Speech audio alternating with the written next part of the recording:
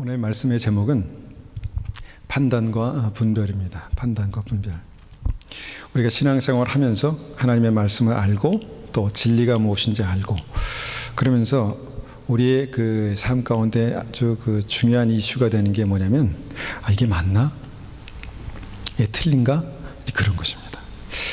특별히 이제 우리 신앙생활하는 우리 입장에서 이 교회가 정말 하나님 앞에 맞나? 틀리나? 뭐 이런 생각을 많이 하게 되죠. 말씀을 들으시는 입장에서는 어떻습니까? 이 말씀이 맞나? 이 말씀이 틀리나? 이런 생각 하시지 않습니까?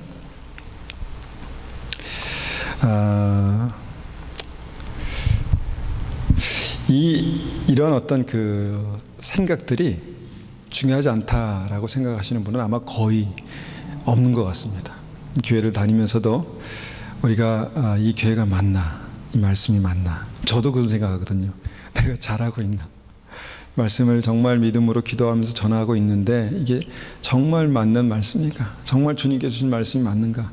재차 확인하고 재차 기도하는 그런 과정들이 있습니다.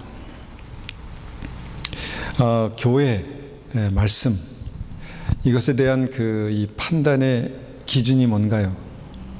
뭐라고 생각하십니까? 어떻게 어떤 기준으로 이런 생각들을 하시는가 한번 생각해 보십시오. 이런 생각들을 할 때마다 이게 내 생각인가? 이게 하나님의 진리인가? 이런 고민들을 하지 않습니까? 그렇지 않아요, 집사님? 맨 앞에 계시니까 제가 항상 집사님께 의견을 여쭙지만 이런 어떤 그 판단할 때 이게 내 생각인가? 하나님의 말씀인가? 진리인가? 이런 생각을 합니다. 그런데 오늘은 그냥 이것이 하나님의 말씀에 근거한 판단이다 생각하고 나서 이제 이 말씀을 쭉 진행해 나가겠습니다. 이게 하나님께서 주신 말씀에 근거해서 내가 바른 판단이다라는 것을 이제 전제하고 이제 말씀을 계속해서 이어나가겠습니다. 제가 이것을 이제 준비하면서 여기에 어떤 그 잘 우리가 이해하지는 못하지만 굉장히 그 심각한 문제가 이 주제에 있다라는 것을 생각합니다. 그것은 뭐냐면 이제 제목에서 말씀드렸듯이 판단과 그것과 좀 분별력 있게 좀 다르게 분별이라고 하는 요 내용이 성경에서 말씀하는 내용이 완전히 다르기 때문입니다. 똑같은 어떤 기준을 가지고 옳고 옳은가 그른가를 우리가 이제 생각하는 거지만 어떤 부분에서는 판단이 되고 어떤 부분에서는 분별이 될 수 있는 그러니까 뭔가 이 단어상에 뭐 특별히 다른 거를 뭐 분명히 다르다 이렇게 말할 수 없지만 성경에서 이 단어를 이렇게 쓰시고 그것을 설명하신 그 입장에서 완전히 다른 것을 우리가 오늘 한번 생각해 보기 원합니다. 이 판단이라고 했을 때 우리가 이제 뭐 주님께서 판단하지 말라 이런 어떤 그 입장에서 우리가 하나님의 교회를 판단할 수 있는가라는 생각을 해봅니다. 하나님께서 핏값으로 세우신 교회다 아니다 이것을 판단할 수 있는가? 이 판단 그 자체, 이 판단이란 단어 자체가 이 가지고 있는 부정적인 의미입니다. 그래서 말씀을 가지고 판단한다 하고 했을 때 이것이 말씀인가 아닌가를 떠나서 첫 번째 우리가 생각해 볼 문제는 이 판단 자체가 문제다라는 것입니다. 원래 사람은요, 뭔가를 우리가 이해하고 알면은 그 아는 만큼 보인다고 그거 보입니다. 아는 만큼 보이는 거예요. 그리고 보인 만큼 어떻게 됩니까? 판단하게 됩니다. 옳다, 그러다. 정치를 알면은 정치에 대해서 정치인들 그들이 하는 어떤 모습들을 우리가 판단할 수 있죠. 그러기 전에 정치를 알기 전에는 사실 뭐 다 잘하고 있겠지 생각하지만 좀 알면 이게 잘못됐구나, 잘됐구나를 판단하게 된다는 거죠. 모든 게 다 그렇습니다. 경제를 알면은 한 나라의 경제도 이게 잘 굴러가고 있는가 아니면 뭔가 잘못되고 있는가를 판단하게 된다는 거죠. 이런 어떤 그 습관들이 우리에게 있습니다. 그래서 이런 자연스러운 어떤 현상들이 믿음 안에서도 있다는 것입니다. 말씀을 알게 되면 그때부터 판단이 시작된다는 것입니다. 교회를 판단하고 또 하나님의 말씀을 판단합니다. 이게 옳은 말씀인가? 이게 맞는 말씀인가? 이렇게 판단하게 된다는 거죠.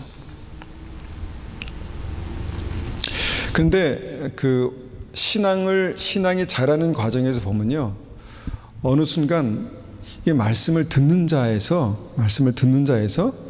말씀을 판단하는 자로 이렇게 변화되는 것을 보게 됩니다. 그러니까 말씀을 듣지만 말씀이 옳다, 그르다, 말씀이 은혜가 된다, 아니다, 이제 판단하는 자가 된다는 것입니다. 그런데 이 판단에 대해서 성경의 말씀을 한번 찾아보면 제가 말씀드린 이 판단이라는 것을 이제 성경에서 이렇게 말씀합니다. 로마서 2장 1절 말씀입니다. 그러므로 남을 판단하는 사람아, 누구를 막론하고 내가 핑계하지 못할 것은 남을 판단하는 것으로 내가 너를 정죄함이니 판단하는 내가 같은 일을 행함이니라. 이 말씀을 보면 이 판단이라는 단어를 굉장히 부정적으로 말씀하고 있는데, 이 판단하는 그 판단으로 주님께서 나를 판단하시겠다, 그렇게 말씀합니다. 그래서 판단이라고 하는 것은 뭐냐면 그 어떤 기준으로, 그것이 진리라 할지라도 그 진리로, 그 기준으로 남을 판단한다라는 것입니다.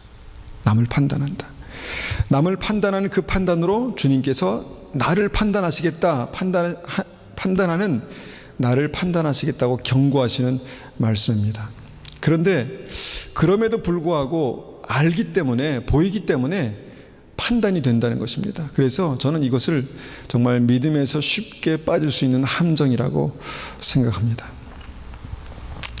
제가 그랬습니다. 성경을 읽고 또 성경을 묵상하고 전하다 보니까 말씀이 더 깊이 열리는 것을 제가 경험했습니다. 말씀이 더 깊이 열리고 또 창세기부터 계시록까지 말씀이 쭉 연결되는 그 은혜가 저에게 있었습니다. 그러고 나서 제가 어떤 현상이 제 안에 있었냐면, 다른 분들의 설교가 이제 들리는 거예요. 어떻게 들리냐면, 이게 뭐가 문제인지, 무엇이 부족한지, 무엇이 잘못됐는지 이게 들리는 거예요. 그 말씀을 전하는 목사님이 이제 판단이 되는 거예요. 이 목사님 참 문제다, 판단이 되는 거예요. 그리고 심지어는 그 목사님이 계시는 그 교회가 판단이 되는 거예요. 이게 참 그건 문제가 있는 교회인데, 참 어려운 교회인데, 이런 생각을 하게 됐다는 겁니다. 이런 것들이 자꾸 제 마음 가운데 드는 거예요.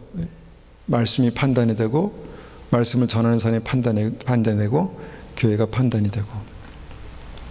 그런데 나중에 제가 제 삶 속에 나타나는 증상을 보면서 깨달은 것은 뭐냐면, 이 판단이 하나님께서 기뻐하시는 것이 아니라는 사실을 알았습니다.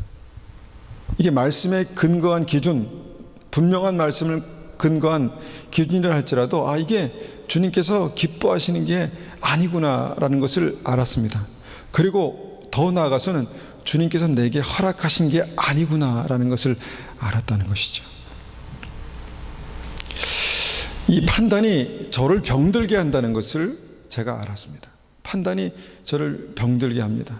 그래서 제가 가끔 이제 한동안 이런 게 막 습관이 될 때는 집사람이 저한테 또 그런 소리 한다고 이렇게 저한테 딱 하면 그때 제가 마음속으로 깨닫죠. 내가 계속 부정적으로 말하고 있구나, 사랑 없이 말하고 있구나. 이게 판단이 저 스스로를 병들게 한다는 것을 깨닫고 나서 이것을 다시 한번 생각해야 되겠다라는 것을 다시 한번 해야 되겠다라고 그렇게 이제 마음 먹었습니다. 진리를 알고 진리로 판단하면 마치 제 믿음이 더 성숙한 믿음인 것처럼 생각할 때가 있었습니다. 내가 뭔가 알고 있고, 알고 있는 것으로 내가 분명히 판단하는 그것 때문에 내 믿음이 더 뛰어난 믿음이라고 그렇게 생각할 때가 있었습니다.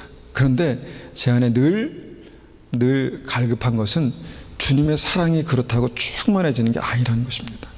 제가 주님의 마음을 담고 주님의 사랑을 닮아가는 게 아니라는 것을 제가 깨달아 알았습니다.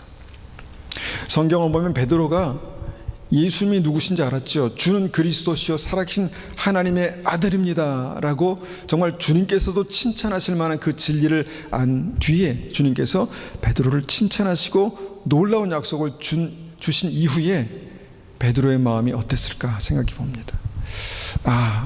내가 뭔가 믿음의 어떤 경지에 이르렀구나. 내가 온전한 믿음의 어떤 경지에 이르렀고 주님께서 그걸 인정하셨구나. 그리고 내가 산을 옮길 만한 믿음이라고 말한 아마 그 믿음이 있었을 것 같습니다. 내게 믿음이 있구나. 내가 믿음이 있구나.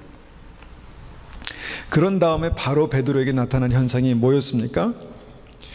주님께서 죽으심과 부활에 대해서, 주님의 죽으심과 부활에 대해서 말씀하니까 주님의 말씀을 판단합니다. 그럴 만한 분별력, 사랑이, 진심이 있다는 거죠. 주님의 말씀을 판단합니다. 주님, 절대로 그러시면 안 됩니다. 그런 일은 절대로 일어나지 않을 것입니다 라고 말합니다. 다시 말하면 주님의 생각은 틀렸습니다. 이렇다는 것입니다. 주님의 생각은 틀렸습니다. 제 생각이 맞습니다. 왜냐하면 제가 주님을 진짜 사랑하고 또 제가 정말 주님께서 왜 이 땅에 오신지 알기 때문에 주님 절대로 그렇게 될 수 없습니다. 주님의 생각은 틀렸습니다. 이게 베드로의 초창기의 믿음, 미성숙한 믿음입니다. 그런데 주님께서 그 믿음에 대해서 아주 굉장하게 그 믿음의 실체에 대해서 말씀하십니다. 사탄아 물러가라. 사탄아 물러가라. 너는 나를 넘어지게 하는 자로다.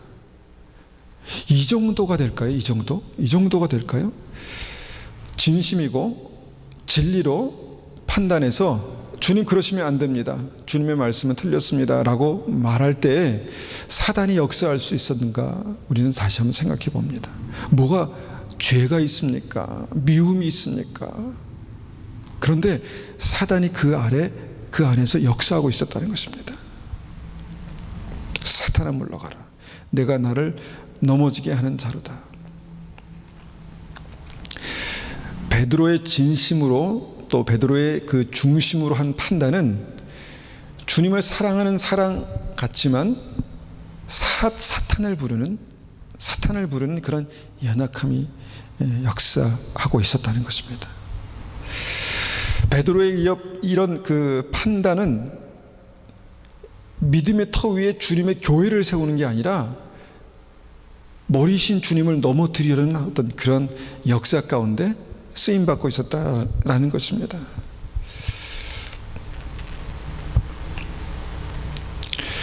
저는 이제 말씀을 그래서 이런 고민도 했습니다. 말씀을 많이 듣는 게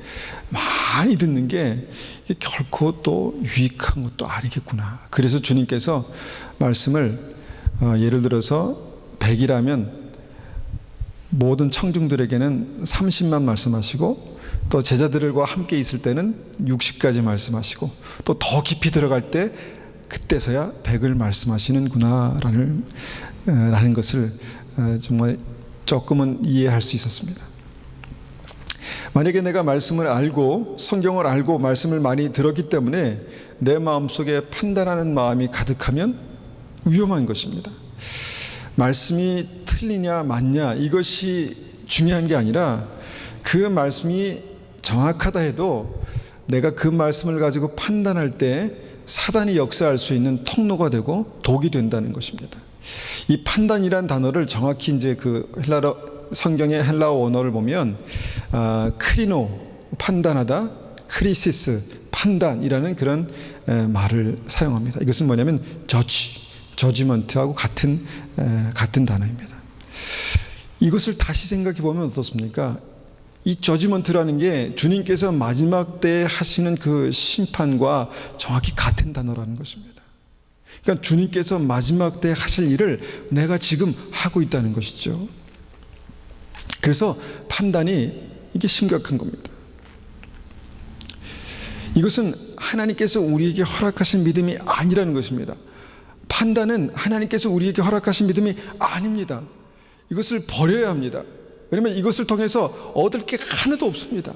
우리가 말씀으로, 진리로, 또 진심으로, 중심으로 옳은 판단을 하여도 이것으로 얻을 수 있는 것은 아무것도 없습니다. 내가 옳게 판단하다 한다 할지라도 의심, 믿음의 성숙과는 아무런 관계가 없습니다. 그러면 우리가 성경에서 말씀하시는 우리가 판단과 흔히 혼동하는 건강한 판단, 이것을 성경에 뭐라고 말씀하시면 분별이라고 말씀하십니다. 분별.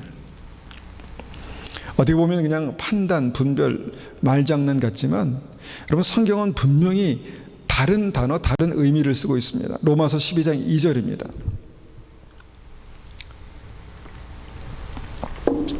너희는 이 세대를 본받지 말고 오직 마음을 새롭게 함으로 변화를 받아 하나님의 선하시고 기뻐하시고 온전하신 뜻이 무엇인지 분별하도록 하라.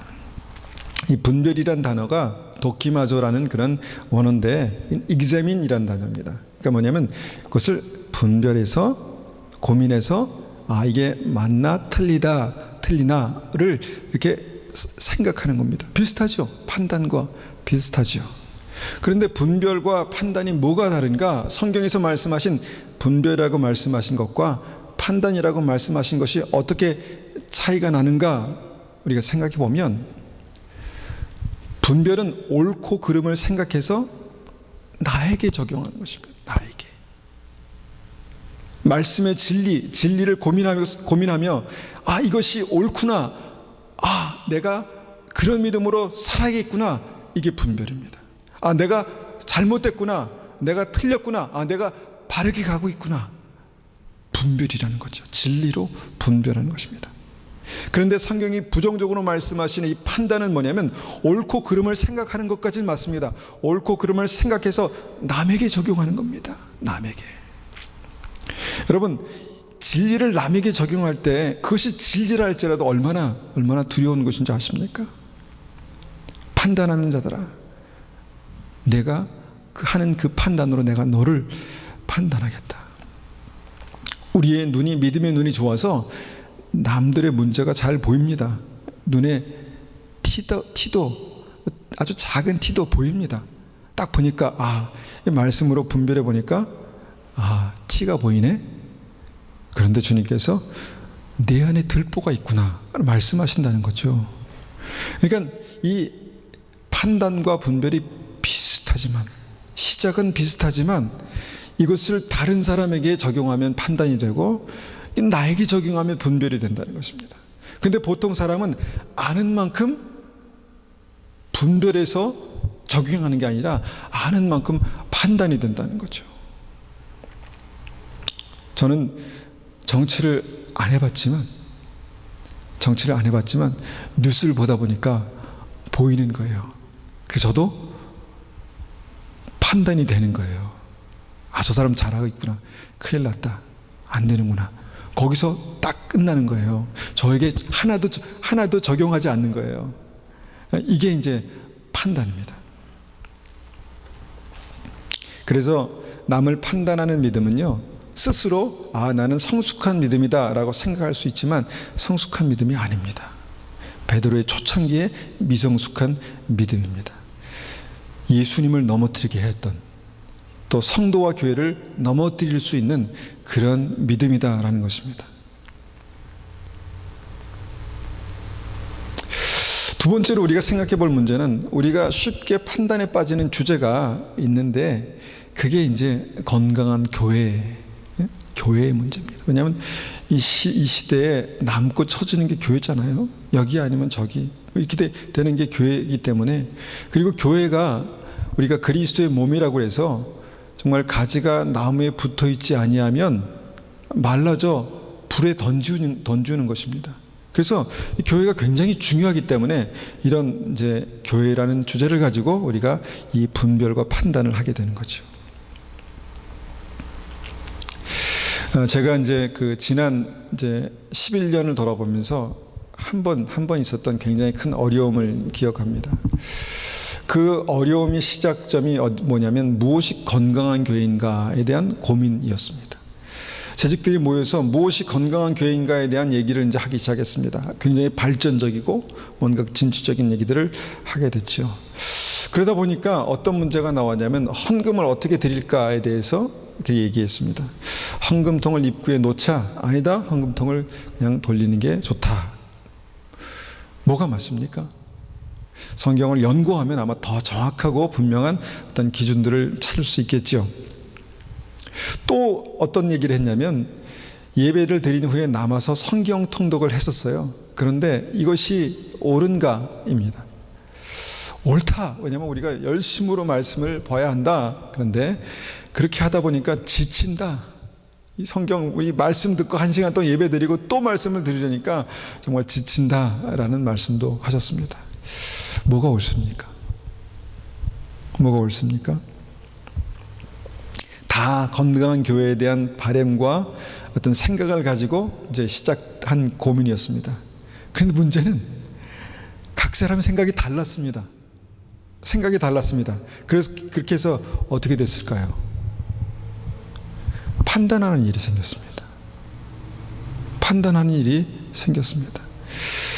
이 칼끝이 이 진리의 검이 정말 마귀에게 향하거나 나를 수술하는 데 써야 될 검이 이게 다른 사람에게, 성도들에게, 사랑하는 사람들에게 향하여 가게 됐다는 것입니다. 이런 그 문제가 일어나면요, 10중 8구는 거의 대부분의 사람들은 내가 옳습니다. 내 생각이 옳습니다. 그렇지 않나요? 죄가 아니고 큰 문제가 아닌 이상엔 내 생각이 옳습니다. 그리고 내가 그것을 강하게 이게 옳습니다라고 주장할 만한 근거들이, 말씀의 근거들이 분명히 있습니다. 그런데 결과가 뭐냐면 강하게 주장하던 분들이 교회를 떠났다는 거예요. 떠나신다는 거예요. 또 이후에도 작지만 뭐 그렇게 큰 어떤 사건은 아니었지만 몇몇 분들이 이제 말씀에 대해서 이렇게 얘기하시는 분들이 계셨습니다. 제가 한동안 막 믿음이 확 충만해서 불이 막 타올라서 사랑하지 않는 믿음은 죽은 믿음이라고 막 그냥 그렇게 얘기했습니다. 그래서 사랑하지 않는 거 회개해야 된다고 막 얘기했습니다. 그러니까 어떤 분이 떠나셨어요. 또 한 번 말씀이 충만해서 하나님의 말씀은 진리입니다. 그렇지만 그 진리가 우리 안에 있을 때, 하나님의 말씀이 우리 안에 있을 때 성령께서 우리에게 더 깊은 깨달음을 주시는 레마의 말씀이 있습니다. 그러니까 또 화를 내시는 분이 계셨어요. 어떻게 합니까? 제가 하지 말아야 됩니까? 해야 됩니까? 이런 고민들을 이제 하게 된다는 것입니다. 이런 고민들. 옳고 그름의 문제가 아니라는 거예요. 옳으면 무조건 하나님께서 기뻐하시는 게 맞나를 생각해 보게 됩니다. 물론 제가 이제 이 말씀을 하고 나서 심각하게 이 말씀을 전해야 되는가 말해야 되는가 그런 고민을 했을 때 주님께 주신 말씀이, 예수님께서 주님의 피를 마시고 살을 먹어야 생명이 있다고 말씀하시니까 70인의 제자가 떠났잖아요. 그 말씀이 저에게 조금 위로가 됐습니다. 진리를 전해도 떠나시는 분이 계실 수 있다라는 것을 그냥 제가 받아들였습니다. 저를 그냥 스스로 위로한 거죠. 정말 마음이 아픕니다. 이제 그런 일들로 이제 어떤 교회를 이제 떠나시는 분들을 보면서 마음이 아프고, 이제 그런 분들을 보면서 기도하죠. 하나님, 저분들 꼭 붙들어 주시고 믿음 생활 잘하게 하시고 천국에서 만날 수 있도록 주님 도와주십시오. 항상 아픈 마음으로 그렇게 기도합니다. 근데 목사의 그 안타까움이, 서름이 뭐냐면, 이제 그분들은 그렇게 막 이제 하시고 가버리시잖아요. 근데 저는 못 갑니다. 저는 갈 수가 없습니다. 그렇잖아요. 같은 주제로 고민을 하고 같은 주제로 얘기하고 나서 가시는 분과 그냥 남아 있을 수밖에 없는 사람이 있다라는 것입니다.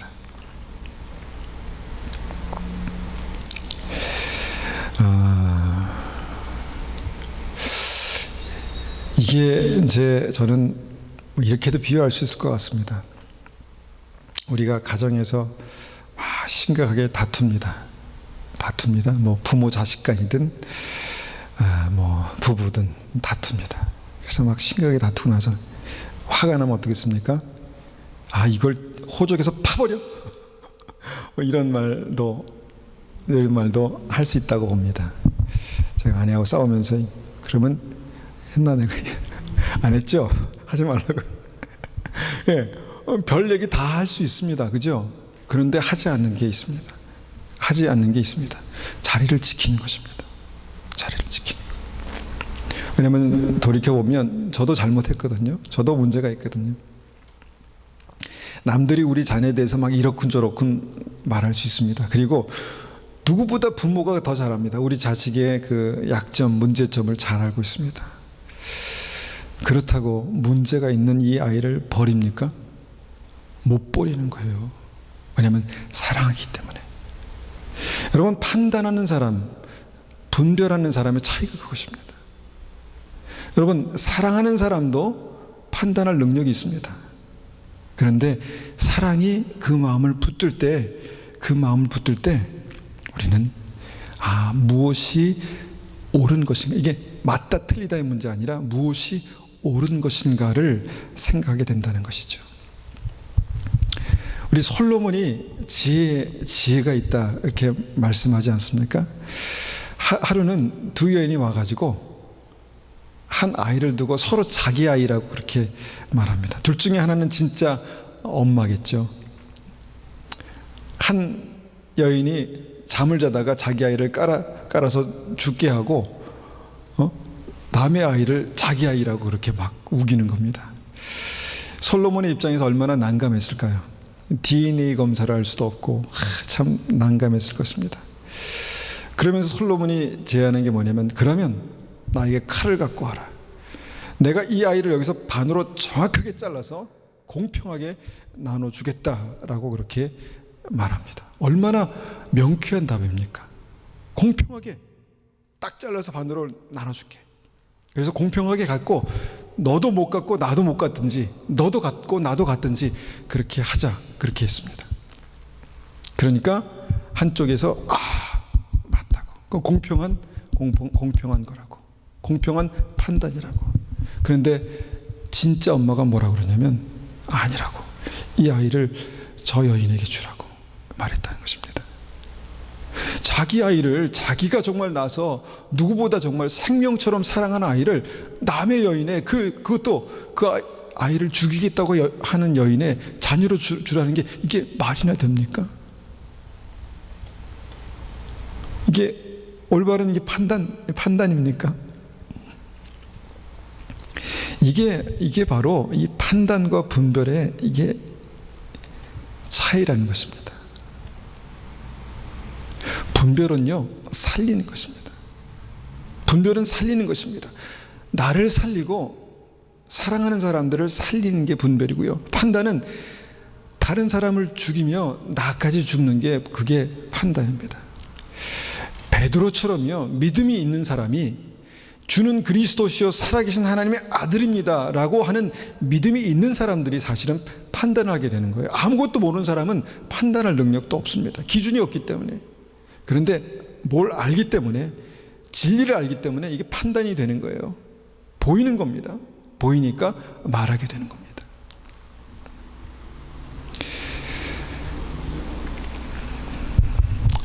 내가 진리를 가지고 뭔가 어떤 사실에 접근하는 방법이 판단이면요, 보통은 그 판단이 나 스스로를 그런 소용돌이 속에 몰아넣는 결과가 나타나더라고요.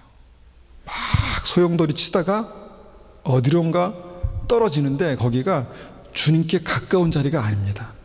주님께로부터 멀어진 자리더라고요. 마치 키를 들고 타작마당에 서셔서 주님께서 퀴즈를 하실 때 막 모두가 흔들리잖아요. 그런데 뭐가 어떻게 되는지 막 그냥 모르는 상황에서 떨어져 보니까 한쪽은 어떤 무리들은 주님께 가까운 자리에 있고 어떤 무리들은 주님께로 먼 자리에 있다는 것입니다. 이게 판단과 분별의 차이입니다. 진리를 가지고 고민하다가 내가 떨어진 자리를 보면 내가 판단하고 있구나. 내가 옳게 분별하고 있구나를 알게 된다는 거죠. 건강한 교회에 대한 고민을 가지고요, 저는 늘 계시록의 7교회를 생각합니다.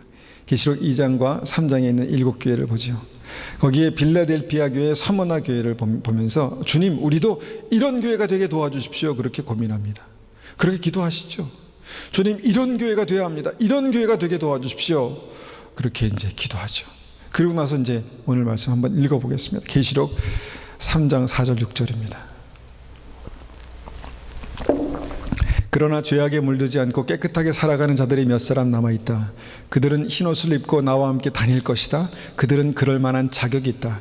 승리하는 자는 그들처럼 흰옷을 입을 것이며 나는 생명책에서 그의 이름을 지우지 않고 아버지와 천사들 앞에서 내게 속한 자라고 분명히 말할 것이다.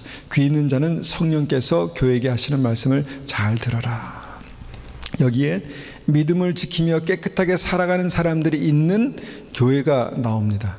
그래서 흰옷을 입고 주님과 함께 다닐 자격을 갖춘 믿음의 사람들이 그 안에 살고 있습니다. 그 안에 있습니다.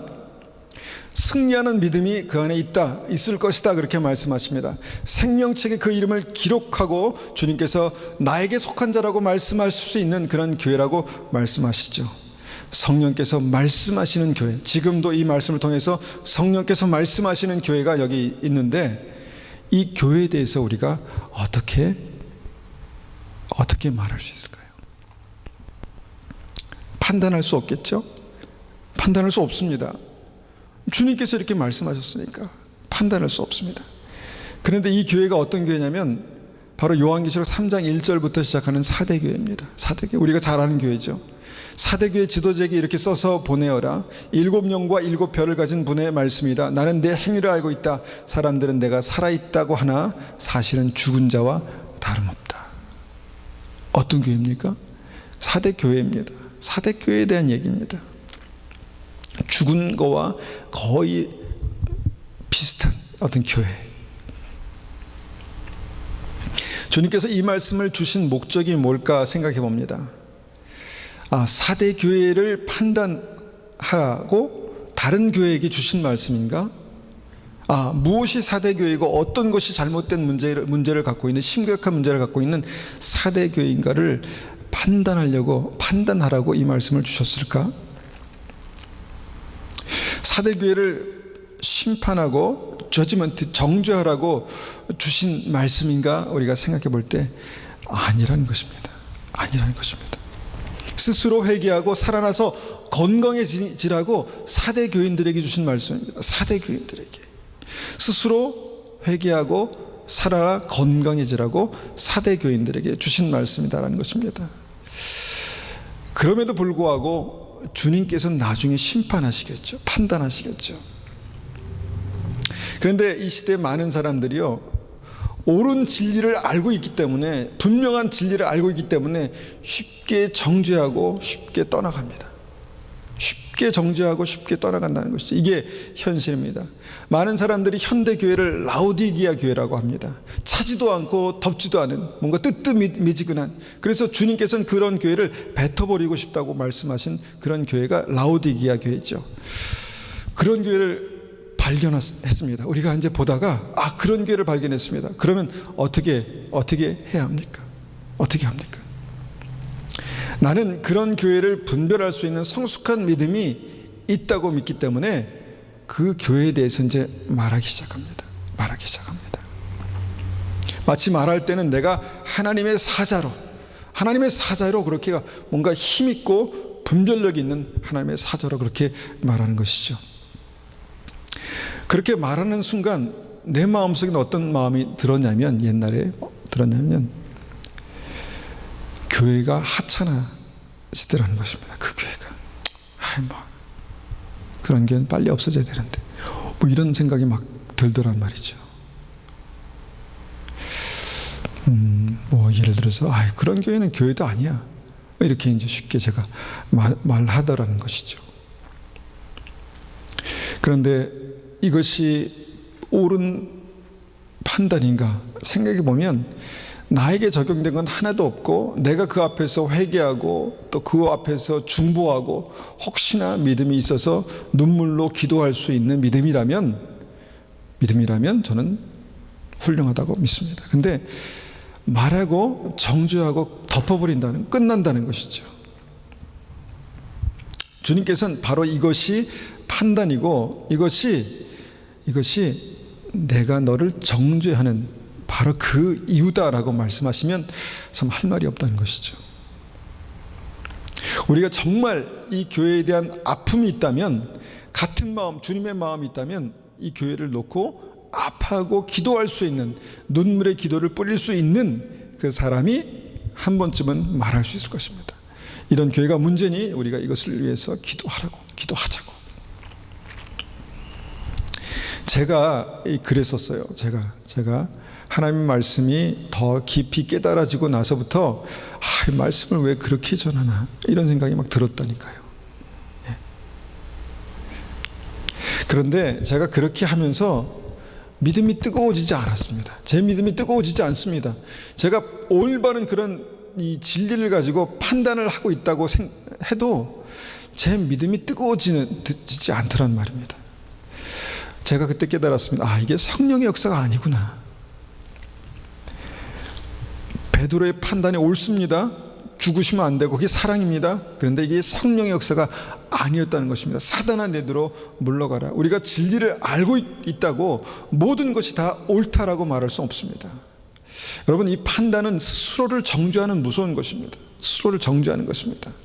로마서 2장 1절에 그러므로 남을 판단하는 사람아 누구를 막노라고 내가 핑계하지 못할 것은 남을 판단하는 것으로 내가 너를 정죄함이니 판단하는 내가 같은 일을 행함이라. 사실 주님께서 모시기에 너도 똑같아 라고 말씀하시는 걸 제가 들었습니다. 너도 똑같아.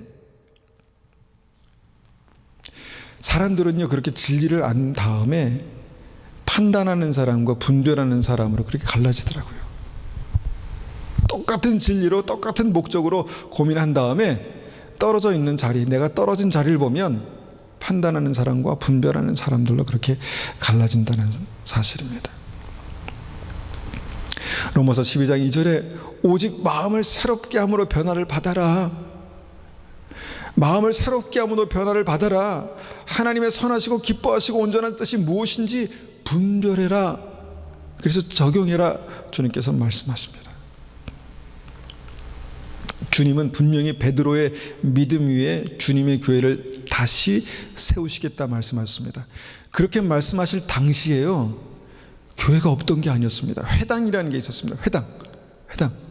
왜 주님께서는 그 회당을 뭔가 좀 잘 해가지고 뭐 이렇게 하신 게 아니라 주님께서 베드로의 믿음 위에 다시 내 교회를 세우시겠다 이렇게 말씀했을까요? 회당은 당시 하나님의 전이었습니다. 그곳에서 말씀을 읽고 기도하는 어떤 그런 모임이 그곳에 있었다는 것이죠. 그런데 주님께서 어떻게 보면 회당을 우리가 아니라 주님께서 회당을 심판하셨습니다. 왜냐하면 거기서 더 이상 내가 앞으로 생명을 살리는 일을 거기서 하지 않고 내가 교회로부터 하겠다 이렇게 말씀하셨기 때문에 그렇습니다. 그렇다면 주님께서 이렇게 말씀하신 그 교회와 이전의 회당과 뭐가 다를까요? 똑같이 하나님의 말씀을 말하고 하나님의 말씀을 듣고 기도하는 것인데 뭐가 달랐을까? 여러분, 교회인에 있는데 회당에는 없는 거 뭘까요? 교회는 할 수 있는데 회당에서는 할 수 없는 것이 뭘까요? 이것을 찾으면 이제 그 이유를 알겠죠. 자, 회당에 무엇이 있었나요? 회당에 누가 있었습니까? 회당에 바리새인들, 율법사들, 서기관들이 있었습니다. 회당에 바리새인들, 율법사들, 서기관들이 있었고 그들이 드리는 거룩한 예배가 있었다는 것입니다. 그런데 회당에 없는 게 뭘까요? 없는 게 무엇이었을까요? 회당에는요 죄가 많은 세리와 창녀들이 없었습니다. 감히 그 바리새인들의 거룩함에 눌려서 감히 회당에 들어갈 엄두조차 못 냈다는 것입니다. 그래서 회당은 믿음의 청정지대였습니다. 거룩한 믿음으로 그 바리새인들, 서기관들, 율법사들이 정말 딱 봐도 그 거룩함이 막 삶 속에 철철 넘쳐 흐르는 그런 믿음의 청정지대였다는 것입니다. 그런데 그 회당 안에는 주님께서 이들을 살리려고 오셨다고 말씀하시는 그 세리와 창녀들이 없었습니다. 주님께서는 이 세리와 창녀들이 바리새인들보다 더 천국에 가기 쉽다 말씀하셨습니다. 이 당시에 주님께서는 이 세리와 창녀, 가장 죄가 많은 사람이라고 사회에서 공인하는 그 사람들이 이 거룩한 바리새인들보다 더 천국에 가기 쉽다, 이렇게 말씀하셨다는 것입니다. 이것이 바로 이 진리로 판단하는 믿음의 문제였다는 것입니다. 진리로 판단하는. 우리 바리새인의 기도가 성경에 기록되어 있죠. 하나님, 저를 저 세리와 창녀와 같지 않게 하심을 감사합니다. 물론 감사하죠. 감사하지 않겠습니까? 그런데 거기에서 왜 세리와 창녀와 나를 비교하고 그들과 같지 않은 내가 감사합니까? 뭔가 이게 옳은 것 같지만 잘못됐다는 것입니다. 주님 눈에 보기에 잘못됐다는 것입니다. 바리새인들은 그 거룩함으로 예수님도 판단합니다. 마태복음 11장 19절 보면 인자는 와서 먹고 마시며 말하기를 보라, 먹기를 탐하고 포도주를 즐기는 사람이요 세리와 죄인의 친구로다 하니 지혜는 그 행한 일로 인하여 옳다함을 얻으리니.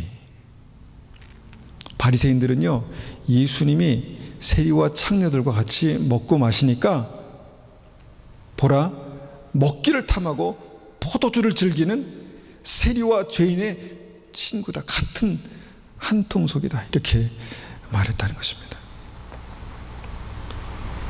왜 바리새인들의 눈에 예수님이 먹기를 탐하고 포도주를 즐기는 사람으로 보였을까요? 왜냐하면 그들은 그렇게 살지 않았기 때문입니다. 그들은 그렇게 살지 않았습니다. 먹기를 탐하고 막 그렇게 흥청망청 그렇게 살지 않았습니다. 물론 예수님께서 그렇게 하셨다는 건 아니겠지만 그렇게 살지 않았습니다. 바리새인들은요, 세리, 창녀와 식사 자리도 같이 하지 않았습니다. 같이 있는 것조차 그것이 정말 하나님 앞에 욕된 행동이라고 생각했습니다. 그래서 예수님조차 이 땅에 살아계신 하나님의 아들 그 예수님조차 그들의 눈에는 이것은 믿음이 아니다라고 그렇게 판단이 가능했다는 것입니다. 판단.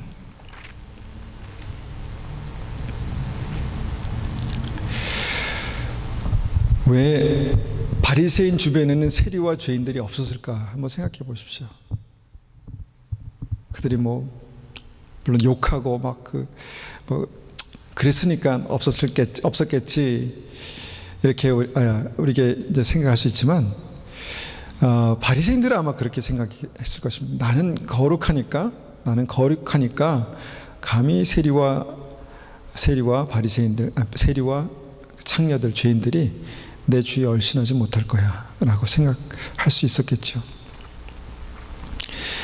우리가 좀 성경에 어떤 좀 극단적인 면을 보긴 했지만 이 판단은요 절대 성숙한 믿음이 아닙니다.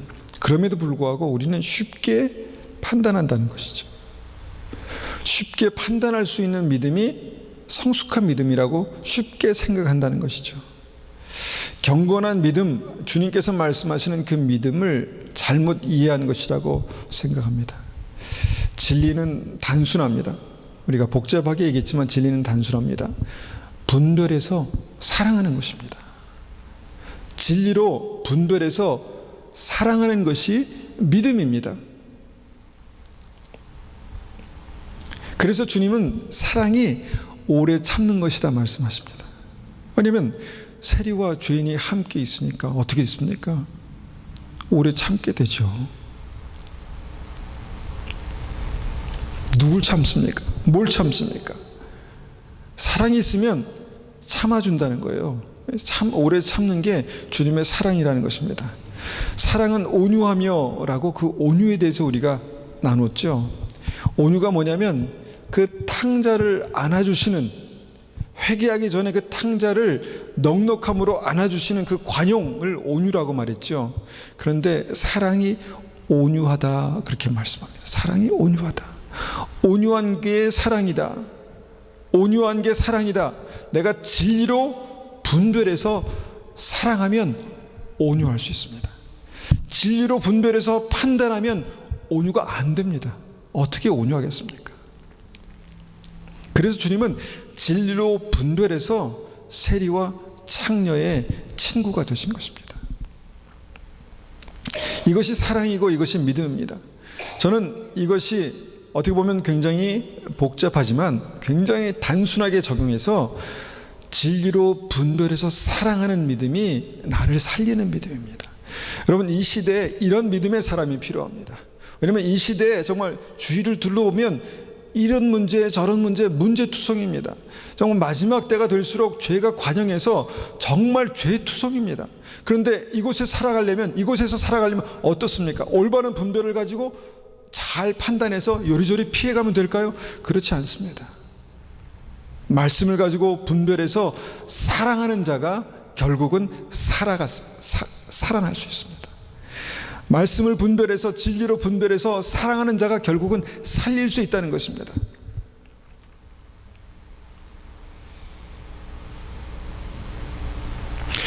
오직 마음을 새롭게 함으로 변화를 받아 하나님의 선하시고 기뻐하시고 온전한 뜻이 무엇인지 분별해야 합니다.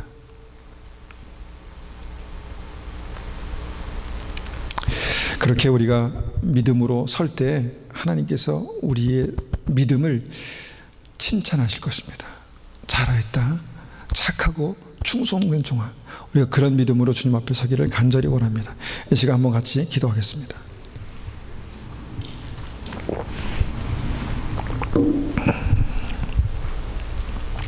이 시간 우리가 한번 같이 기도할 때 주님, 우리가 진리를 알았습니다. 무엇이 옳고 그른지 말씀을 통해서 분명히 알고 있습니다. 아버지 하나님, 이 믿음으로 어떻게 살아가야 될지 주님께서 말씀하시고, 하나님 정말 우리가 이 진리가 우리 안에서 판단이 아니라 분별로, 그래서 주님을 사랑하고 영혼을 사랑하는 그 은혜로 그렇게 나타날 수 있도록 주님 붙들어 주십시오. 그렇게 한번 같이 기도하겠습니다.